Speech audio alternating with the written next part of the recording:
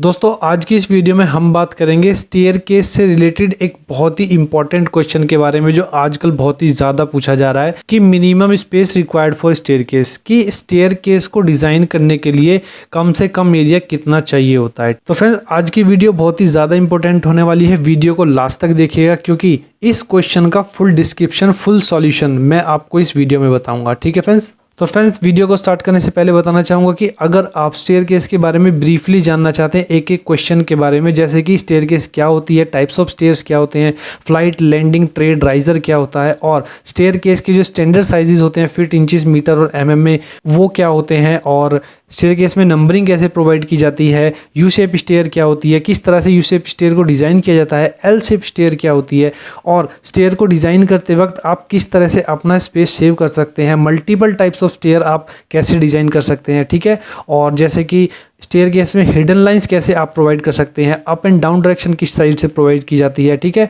तो फ्रेंड्स इन सभी क्वेश्चंस के बारे में मैंने अपनी पिछली 5 वीडियोस में अच्छे से बताया है। अगर आपने वो वीडियोस नहीं देखी हैं तो वीडियो को जाके चेक करो, वीडियो का लिंक मैंने डिस्क्रिप्शन में दे दिया है और ऊपर आई बटन पे क्लिक करके भी आप इन वीडियोस को जाके चेक कर सकते हो। फ्रेंड्स ये 5 वीडियो बहुत ही ज़्यादा इंपॉर्टेंट है। ठीक है, इस वीडियो को देखने से पहले आप सबसे पहले इन 5 वीडियोस को देख सकते हैं, जिससे आपको आसानी से समझ में आ जाएगा कि स्टेयरकेस को किस तरह से कैसे बनाया जाता है। ठीक है, तो चलिए फ्रेंड्स टाइम वेस्ट ना करते हुए वीडियो को स्टार्ट करते हैं।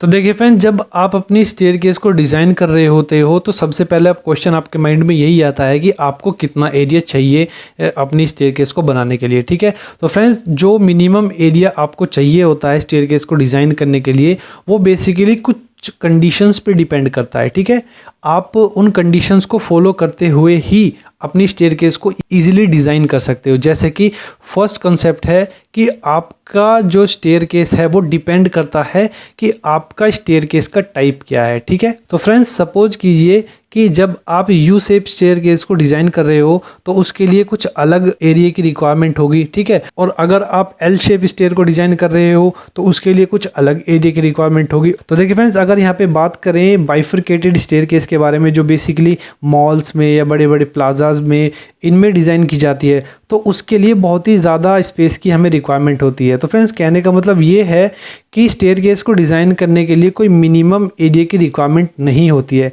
वो बेसिकली डिपेंड करता है पहले कि आपकी टाइप ऑफ स्टेयर क्या है। ठीक है, दूसरा जो पॉइंट आता है वो ये आता है कि आपका जो स्टेयरकेस है वो डिपेंड करेगा कि आपके प्लॉट का साइज़ क्या है। ठीक है, सपोज कीजिए आपका जो प्लॉट का साइज़ है वो बहुत ही छोटा है। ठीक है, तो उसके लिए आपको बहुत ही मिनिमम स्पेस की रिक्वायरमेंट होगी स्टेयरकेस को डिज़ाइन करने के लिए। ठीक है, as compare to big plot. Friends देखिए थर्ड पॉइंट ये आता है कि आपकी जो बिल्डिंग की या फिर फ्लोर की हाइट होगी वो भी स्टेयरकेस के स्पेस को कंसीडर करती है। तो फ्रेंड्स अगर आप अपनी बिल्डिंग की हाइट को कम रखोगे तो आपका स्पेस कम यूज़ होगा। ठीक है, अगर आप अपने बिल्डिंग की हाइट को ज़्यादा रखोगे तो आपको ज़्यादा स्पेस की रिक्वायरमेंट होगी। देखिए फ्रेंड्स, राइजर हाइट जो है वो भी एक इंपॉर्टेंट पॉइंट है स्टेयरकेस के स्पेस को सेव करने में। ठीक है, सपोज कीजिए अगर आप राइजर की हाइट को ज़्यादा कर दोगे तो बेसिकली आपका जो स्पेस एरिया होगा वो कम यूज होगा। ठीक है, और अगर आप राइजर की हाइट को कम कर दोगे तो आपका जो स्पेस एरिया रिक्वायर्ड होगा स्टेयरकेस को डिजाइन करने के लिए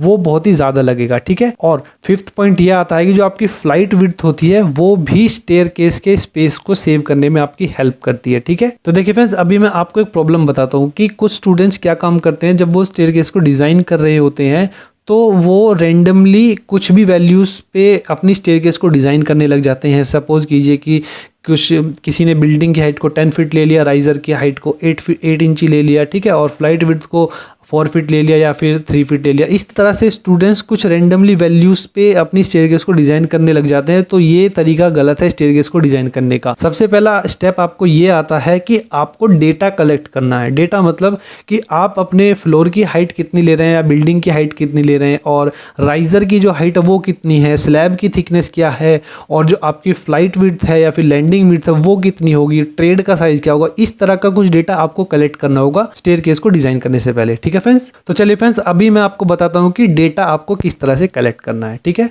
तो फ्रेंड्स देखिए, जैसा कि आपको स्क्रीन पे शो हो रहा है, मैंने यहाँ पे कुछ डेटा एज्यूम किया हुआ है, ठीक है। आपको इसी तरह से कुछ डेटा कलेक्ट करना है अपने पास स्टेयरकेस को डिज़ाइन करने से पहले, ठीक है। सबसे पहले बात करेंगे, अभी हम जो स्टेयरकेस को डिज़ाइन करने जा रहे हैं वो as per building bylaws design करेंगे, ठीक है। और उसके बाद उसका मिनिमम स्पेस कितना लगेगा वो हम कैलकुलेट करेंगे, ठीक है फ्रेंड्स। तो सबसे पहला पॉइंट है, हमें total number of riser calculate करने हैं, ठीक है। उसके लिए सबसे पहला पॉइंट आता है कि आपको बिल्डिंग की हाइट पता होनी चाहिए। बिल्डिंग की हाइट सपोज कीजिए हमने यहाँ पे 11 फीट ली है, फिर स्लैब की थिकनेस 4 इंचेस ली है। टोटल बिल्डिंग हाइट जो हमने ली है यहाँ पे विदाउट स्लैब, ठीक है, इस पॉइंट को ध्यान से समझना, विदाउट स्लैब हमने यहाँ पे 11 फीट ली है, ठीक है। और राइजर की जो हाइट है वो 6 इंचेस ली है। तो friends total number of riser निकालने का फॉर्मूला है total building height divide by height of riser, ठीक है। तो फ्रेंड्स यहाँ पे जब आप इसको कैलकुलेट करके निकालेंगे तो आपके पास टोटल नंबर ऑफ राइजर 22 आएंगे, ठीक है। और हमने जो यहाँ पे लैंडिंग की और फ्लाइट की जो विड्थ अज्यूम की है वो 3 फीट 6 इंचेस है। ट्रेड का साइज 10 इंच और राइजर का 6 इंच साइज, ठीक है फ्रेंड्स। इस तरह से सबसे पहले आपको डेटा कलेक्ट करके रखना है, ठीक है।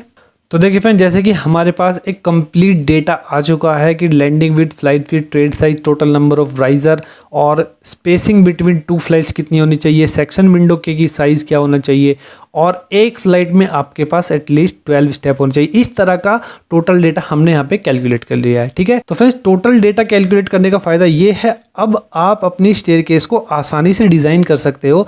जब आप अपनी स्टेयरकेस को साइट पे भी डिजाइन करोगे तो आपको कोई भी प्रॉब्लम नहीं आएगी, ठीक है।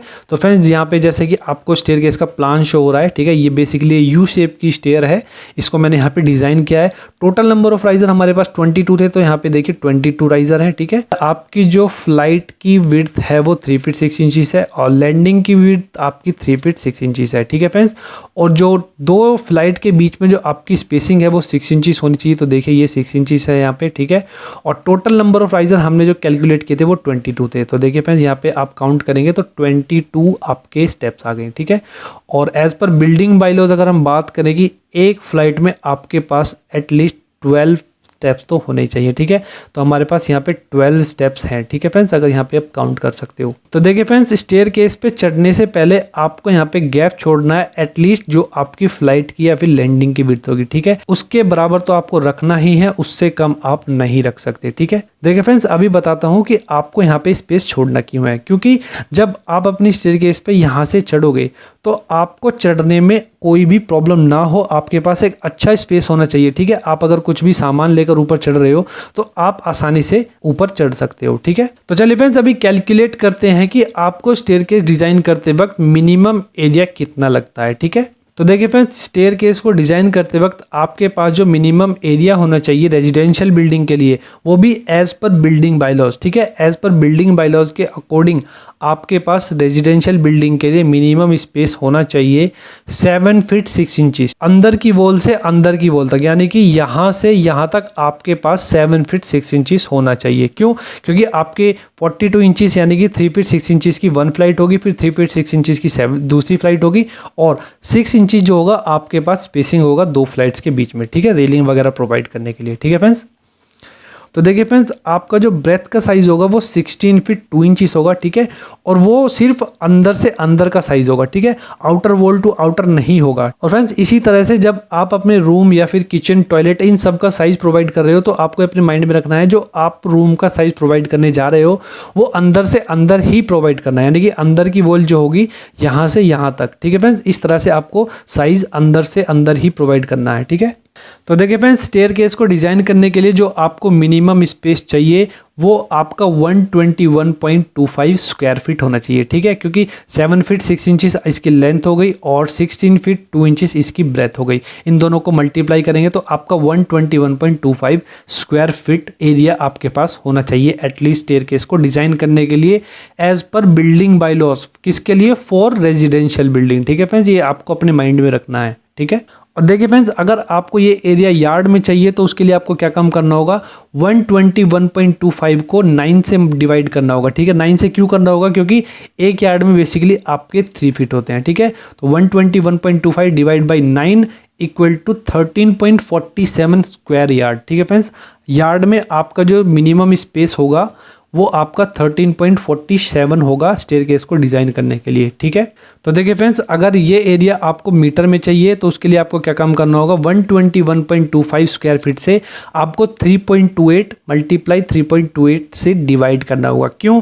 क्योंकि 1 मीटर में आपके 3.28 फीट होते हैं। ठीक है, जब आप 121.25 को 3.28 से 2 बार डिवाइड करोगे तो आपका 11.27 square metre space, minimum space आपके पास होगा स्टेयरकेस को डिजाइन करने के लिए एज पर building by laws for residential building. ठीक है फ्रेंड्स, ये बात आपको माइंड में रखनी है, रेजिडेंशियल बिल्डिंग एज पर बिल्डिंग बाय लॉज आपका जो मिनिमम स्पेस होगा। ठीक है, तो देखिए फ्रेंड्स, ये तो था आपका मिनिमम स्पेस एरिया स्टेयरकेस को डिजाइन करने का, कि स्टेयरकेस को डिजाइन करने के लिए आपके पास मिनिमम स्पेस कितना होना चाहिए फॉर रेजिडेंशियल बिल्डिंग एज पर बिल्डिंग बाय लॉज। तो फ्रेंड्स, उम्मीद करता हूं कि आपका कंसेप्ट अच्छे से क्लियर हो गया होगा। अगर आपको अभी भी कोई प्रॉब्लम है या फिर मुझसे कुछ पूछना है तो आप कमेंट बॉक्स में कमेंट करके बता सकते हो, और अपनी कोई प्रॉब्लम शेयर करने के लिए मेरे व्हाट्सएप ग्रुप को ज्वाइन कर सकते हो। व्हाट्सएप ग्रुप का लिंक मैंने डिस्क्रिप्शन में दे दिया है, और कमेंट बॉक्स में भी जाके आप मेरे व्हाट्सएप ग्रुप का लिंक चेक कर सकते हो। ठीक है, तो फ्रेंड्स, अगर ये वीडियो आपको अच्छी लगी हो तो प्लीज़ इस वीडियो को यार एक लाइक करो, कमेंट करो और अपने फ्रेंड्स के साथ ज़्यादा से ज़्यादा शेयर करो। और फ्रेंड्स, अगर आप मेरे चैनल पर पहली बार आए हो तो प्लीज़ यार इस चैनल को सब्सक्राइब करो, क्योंकि मैं आपके लिए इसी तरह की नॉलेज से रिलेटेड वीडियोज़ लाता रहूँगा। तो चलिए फ्रेंड्स, आज की इस वीडियो में बस इतना ही, मिलते हैं नेक्स्ट वीडियो में। Thank you, bye bye.